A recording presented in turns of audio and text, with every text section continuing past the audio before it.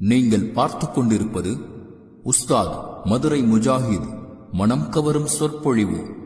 இது மார்க்கம் மற்றும் قال الله تعالى في القرآن العليم أعوذ بالله من الشيطان الرجيم بسم الله الرحمن الرحيم يا أيها الذين آمنوا اتقوا الله حق تقاته ولا تموتن إلا وأنتم مسلمون يا أيها الناس اتقوا ربكم الذي خلقكم من نفس واحدة وخلق منها زوجها وبث منهما رجالا كثيرا ونساء واتقوا الله الذي تساءلون به والأرحام إن الله كان عليكم رقيبا ويا أيها الذين آمنوا اتقوا الله وقولوا قولا سديدا يصلح لكم أعمالكم ويغفر لكم ذنوبكم ومن يطع الله ورسوله فقد فاز فوزا عظيما.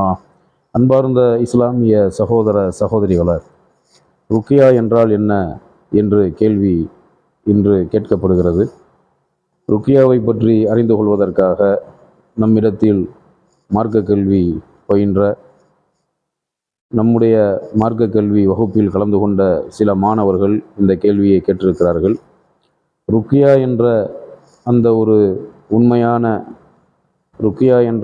உண்மையான சிறந்த முறையை பற்றி தெரிந்து கொள்வதற்கு முன்பு அல்லாஹு தாலா அவனுடைய வேதமான அல் குரானில் நமக்கு சொல்லித்தரக்கூடிய அல் குரானில் நமக்கு அல்லாஹ் கட்டளையிடுகிற அல்லாஹ் இறக்கி வைத்த ஒரு உண்மையை நாம் தெரிந்து கொள்ள கடமைப்பட்டிருக்கிறோம். ருக்கியா என்பது என்ன, அது எந்த முறையில் செய்யப்பட வேண்டும் என்பதை இந்த வசனத்திலிருந்து நாம் தெரிந்து கொள்ள கடமைப்பட்டிருக்கிறோம். இந்த வசனத்தை படிக்கக்கூடிய மக்களுக்கு தெளிவாக புரியும். சூரா பனி இஸ்ராயில், திருக்குரானில் இருக்கக்கூடிய 17வது சூறாவான பனி இஸ்ராயில் சூறாவில் 82வது வசனத்தில் அல்லாஹு தாலா அவன் இறக்கி வைத்த இறுதி வேதமான அல் குரான் மூமின்களுக்கு எப்படி இறக்கப்பட்டிருக்கிறது என்பதை இந்த வசனத்தில் அல்லாஹ் சொல்லுகிறான். வனு நஸ்ஸிலு மினல் குர்ஆனி மாஹுவ ஷிஃபாஉ வ ரஹ்மத்துலில் முக்மினீன வலா இஸிதுல் லாலிமீன இல்லா ஹசாரா. இன்னும் நாம் மூமின்களுக்கு ரஹ்மத்தாகவும் ரஹ்மத்தாகவும் நோய் தீர்க்கக்கூடிய மருந்தாகவும் உள்ளவற்றை குர்ஆனில் படிப்படியாக இறக்கி வைத்தோம். ஆனால் அக்கிரமக்காரர்களுக்கோ இழப்பை தவிர வேறு எதையும் இது அதிகமாக்குவதில்லை. அல்லாஹு தாலா அவன் இறக்கி வைத்த வேதமான அல் குர்ஆனை மூமின்களுக்கு அருளாக, ரஹ்மத் என்ற அருளாகவும், ஷிஃபா என்ற ஒரு மருந்தாகவும் நிவாரணமாகவும் இறக்கி வைத்திருப்பதாக இந்த வசனத்தில் சொல்லி காட்டுகிறான். ஆனால் யார் அநியாயக்காரர்களாக, அக்கிரமக்காரர்களாக இருக்கிறார்களோ அவர்களுக்கு இழப்பை தவிர வேறு எதையும் இது அதிகமாக்குவதில்லை என்று அல்லாஹ் சொல்லி காட்டுகிறான். அப்போ அல்லாஹ் இறக்கி வைத்த அல் குர்ஆனில் அல்லாஹ்வை ஈமான் கொண்ட மூமின்களுக்கு ரஹ்மத் எனும் அருள் இருப்பதோடு இந்த அல் குர்ஆனில் ஷிஃபாவும் இருக்கிறது, நிவாரணமும். நோய்க்கு அல்லாஹ் தரக்கூடிய ஷிஃபாவும் நிவாரணமும் இந்த வேதத்தில் இருக்கிறது, அல் குர்ஆனில் இருக்கிறது. இதற்கு முதல் வசனத்தில் அல்லாஹ் சொல்லுகிறான், வகுல் ஜா அல் ஹக் வஸஹக்கல் பாத்தில் இன்னல் பாத்தில கான ஸஹூகா.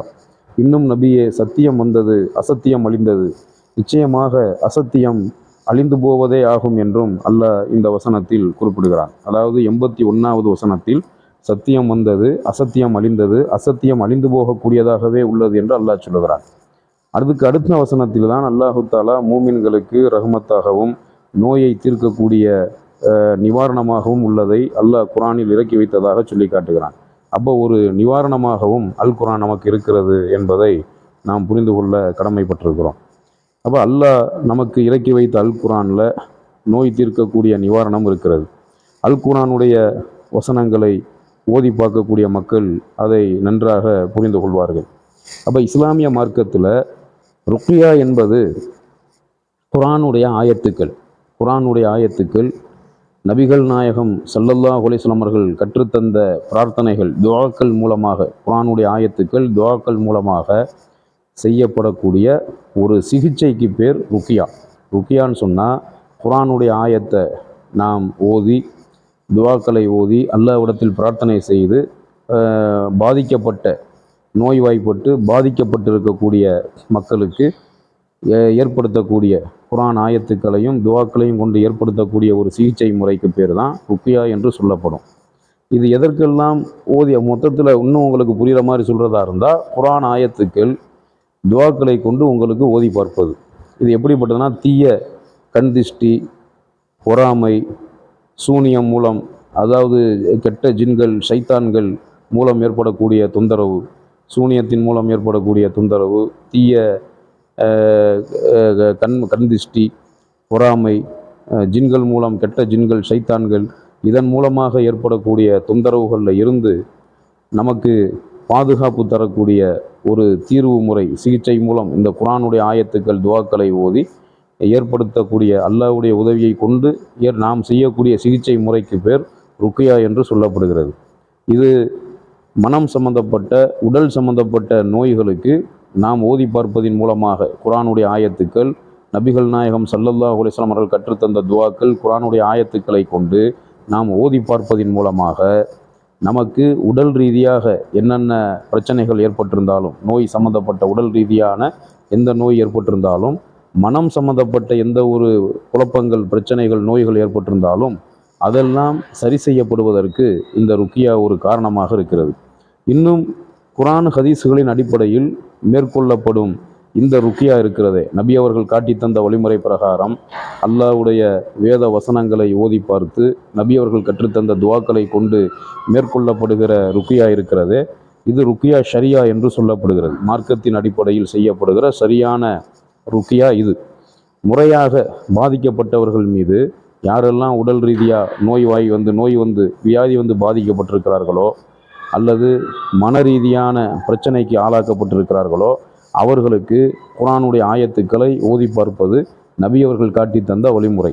அதில் குறிப்பாக நீங்கள் பார்க்க வேண்டுமே ஆனால் சூரா ஃபாத்திஹா. இப்போ ஒருத்தருக்கு உடம்பு சரியில்லை, அல்லது அவருக்கு கெட்ட ஜின்கள், கெட்ட ஷைத்தான்கள் அதன் மூலமாக ஏதாவது அவருக்கு ஒரு மன ரீதியான ஒரு பிரச்சனை ஏற்பட்டிருக்கு, கெட்ட ஷைத்தான் மூலமாக, கெட்ட ஜின்கள் மூலமாக ஏதாவது ஒரு பிரச்சனையோ, ஒரு மன ரீதியான ஒரு பிரச்சனையோ, மன அழுத்தமோ ஏற்பட்டிருக்குன்னு சொன்னால், ஒன்று நோய் மூலமாக ஏற்பட்டிருந்தாலும், மன ரீதியாக மன அழுத்தத்திலிருந்து எந்த மாதிரியான பிரச்சனைகள் ஏற்பட்டிருந்தாலும், அல்லது கண் திஷ்டி போன்று இன்றைக்கி மக்கள் நம்பக்கூடிய கண் திஷ்டி போன்ற வேறு, அல்லது சூனியம் போன்ற எந்த தீமைகளின் மூலமாக ஏதாவது ஒரு பாதிப்பு ஏற்பட்டிருந்தால், இது போன்ற ஆயத்துக்கள் துவாக்களை ஓதி பார்க்கும்போது அல்லாஹ்வுடைய உதவியை கொண்டு இது குணமாகிறதுக்கு வாய்ப்பு இருக்கிறது. அதாவது எந்தெந்த ஆயத்துக்களை ஓதி பார்ப்பதற்கு நபி அவர்கள் நமக்கு அனுமதித்திருக்கிறார்கள் என்று சொன்னால், சூரத்துல் ஃபாத்திஹா, ஆயத்துல் குர்சி, சூரத்துல் ஃபாத்திஹாவை கொண்டு நாம் ஓதி பார்க்க வேண்டும். அடுத்து ஆயத்துல் குர்சியை கொண்டு நாம் ஓதி பார்க்க வேண்டும். திருக்குர்ஆனில் இருக்கக்கூடிய 2வது சூறாவான அல்-பக்ரா சூறாவின் 255வது ஆயத்தான ஆயத்துல் குர்சி, சூரா ஃபாத்திஹா, அடுத்து திருக்குர்ஆனில் இருக்கக்கூடிய கடைசி 3 சூறாக்களான சூரா இஹ்லாஸ், சூரா ஃபலக், சூரா நாஸ், குல் ஹுவல்லாஹு அஹது சூரா, குல் அஊது பிரப்பில் ஃபலக், குல் அஊது பிரப்பின் நாஸ், இந்த 3 சூறாக்களை ஓதி ஆயத்துல் குர்சியை ஓதி அல்-ஃபாத்திஹா சூறாவை ஓதி நாம் ஓதி பார்ப்பதற்கு பெயர் ருக்கியா என்று சொல்லப்படுகிறது.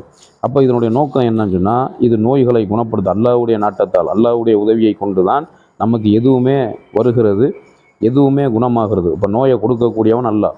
அல்லாஹ்வுடைய நாட்டத்தின்படி, அல்லாஹ்வுடைய விருப்பத்தின்படி தான் எல்லாமே நமக்கு நடக்குது. அல்லாஹ்வுடைய உதவியை கொண்டு தான் நோய் வந்து குணமாகுது. அப்போ நோயை கொடுப்பவனும் அல்லாஹ், நோயிலிருந்து நம்மளை காப்பாற்றுபவனும் அல்லாஹ். அப்போ அல்லாஹ்வுடைய உதவியால் இதையெல்லாம் கொண்டு நாம் ஓதி பார்க்கும்போது நமக்கு அல்லாஹு ரப்புல் ஆலமீன் அவன் புறத்திலிருந்து ஷிஃபாவை தருகிறான், அவன் புறத்திலிருந்து நமக்கு நிவாரணத்தை தருகிறான். ஒரு உடல் நலம் பாதிக்கப்பட்டவர் மருத்துவமனைக்கு செல்வது, மருத்துவம் பார்ப்பது, மருந்து மாத்திரைகள் எடுத்துக்கொள்வது, ட்ரீட்மெண்ட் எடுப்பது, அதை மார்க்கம் அனுமதிக்குது. மார்க்கத்தில் அதுக்கு எந்த விதமான தடையும் கிடையாது. மருத்துவம் பார்க்குறத நபி அவர்கள் அனுமதித்திருக்கிறார்கள், இஸ்லாம் அனுமதிக்கிறது. அப்போ மருத்துவத்தின் மூலமாக அல்லாஹ் எப்படி நமக்கு ஷிஃபாவை வைத்திருக்கிறானோ, அதே போன்று ஓதி பார்க்கிற இந்த ருக்கியாவின் மூலமாகவும் அல்லாஹு தாலா இந்த ருக்கியாவின் மூலமாகவும் நமக்கு ஷிஃபாவை வைத்திருக்கிறான். இதனுடைய நோக்கம் என்ன அப்படின்னு நாம் பார்க்கும்போது, நோய்களை குணப்படுத்தவும் தீய சக்திகளிடமிருந்து பாதுகாப்பு பெறவும் பயன்படுத்தப்படும் ஒரு ஆரோக்கியமான இஸ்லாமிய நடைமுறை தான் இந்த ஓதி பார்க்கிற ருக்கியா என்ற அந்த சிகிச்சை முறை. இஸ்லாமிய வழிகாட்டுதலின் படி இந்த முறையானது ஈமான அடிப்படையாக கொண்டது. உங்களுக்கு நீங்கள் குர்ஆன் வசனங்கள் நபி அவர்கள் காட்டி தந்த வழிமுறை பிரகாரம் நீங்கள் ஓதி பார்த்தீங்கன்னு சொன்னால் அது ஷரியத் அடிப்படையில், மார்க்கத்தின் அடிப்படையில் சரியானது.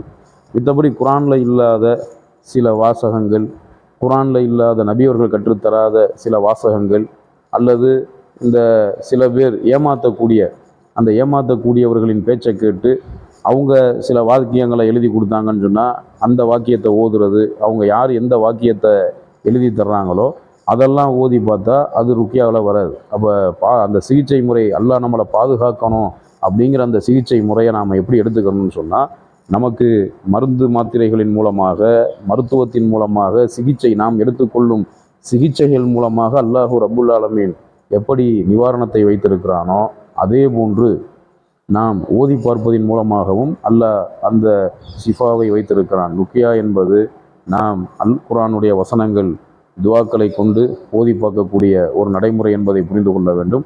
இந்த நடைமுறைக்கு மாற்றமாக நபி அவர்கள் காட்டித்தராத எந்த ஒரு வாசகமாக இருந்தாலும் அது மார்க்கத்தில் தடுக்கப்பட்டது என்பதை நாம் புரிந்து கொள்வதற்கு கடமைப்பட்டிருக்கிறோம். அல்லாஹு தாலா அவனுடைய மார்க்கமான சத்திய இஸ்லாத்தை நமக்கு தெளிவான முறையில் நமக்கு அல்லாஹ் இந்த மார்க்கத்தை தெளிவாக கொடுத்திருக்கிறான். அப்போ மார்க்கத்தை பின்பற்றக்கூடிய நமக்கு சத்தியம் எப்படி கொடுக்கப்பட்டிருக்கிறதோ, நபி அவர்கள் எதிலெல்லாம் நமக்கு நிவாரணம் கிடைக்கும் என்பதை சொல்லியிருக்கிறார்கள் என்று சொன்னால், இப்னு மாஜாவில் வரக்கூடிய ஒரு செய்தியை நாம் பார்க்கிறோம். அல்லாஹ்வுடைய தூதர் ரசூலுல்லாஹி ஸல்லல்லாஹு அலைஹி வஸல்லம் அவர்கள் தேனில் நிவாரணம் இருப்பதாக சொல்லுகிறார்கள். அல்லாஹு ரப்புல் ஆலமீன் அவனுடைய வேதமான அல் குர்ஆனில் தேனில் ஷிஃபா இருக்கிறது என்று அல்லாஹ் சொல்லுகிறான். சூரா நஹ்ல், திருக்குர்ஆனில் இருக்கக்கூடிய 16வது சூறாவான அந்நஹ்ல் சூறாவில் 69, 70 ஆகிய 2 வசனங்களை நீங்கள் எடுத்து பார்த்தால் அதில் தேனீக்களை பற்றியும், தேனீக்கள் மூலமாக நமக்கு கிடைக்கக்கூடிய தேன்களின் மூலமாக ஷிஃபா இருப்பதாக அல்லாஹ் குர்ஆனில் சொல்லுகிறான். நபியவர்கள் சொன்னதாக இப்னு மாஜா ஹதீஸ் கிதாபில் ஒரு ஹதீஸ் பதிவு செய்யப்பட்டிருக்கிறது. தேன், குர்ஆன் ஆகிய நிவாரணிகளை நல்ல முறையில் நீங்கள் பயன்படுத்துங்கள் என்று நபியவர்கள் சொன்னதாக இப்னு மாஜாவில் ஒரு செய்தி வருகிறது. அதே போன்று அன்னை ஆயிஷா ரலியல்லாஹு அன்ஹா அவங்க அறிவிக்கக்கூடிய ஒரு செய்தி சஹீஹ் முஸ்லிமில் பதிவு செய்யப்பட்ட செய்தியாக இருக்கிறது. அது எப்படி வருதுன்னு கேட்டால், நபி ஸல்லல்லாஹு அலைஹி வஸல்லம் அவர்கள் நோய்வாய்ப்பட்டிருந்த போது ஜிப்ரில் அலைஹி ஸலாத்து வஸலாம் அவர்கள் அவருக்கு ருக்கியா செய்தார்கள் என்று ஆயிஷா ரலியல்லாஹு அன்ஹா அவங்க அறிவிக்கக்கூடிய செய்தி சஹீஹ் முஸ்லிம் கிதாபில் பதிவு செய்யப்பட்ட ஆதாரபூர்வமான ஹதீஸாக இருக்கிறது. நபி அவர்கள் நோய்வாய்ப்பட்டிருக்கும் போது ஜிப்ரில் அலைஹி ஸலாத்து வஸலாம் அவர்கள் ஓதி பார்த்திருக்கிறார்கள் என்ற இந்த செய்தியும் நமக்கு ஆதாரமாக இருக்கிறது. மற்றொரு செய்தி நபி அவர்கள் கூறியதாக முஸ்லிமில் வருகிறது. அல்லாஹுவின் தூதர் அவர்கள் தீய கண்ணிலிருந்து ருக்கியா செய்யுமாறு எனக்கு கட்டளையிட்டார்கள் என்று வரக்கூடிய செய்தியும் ஆதாரமாக இருக்கிறது. அதே போன்று புகாரியில் வரக்கூடிய ஒரு செய்தி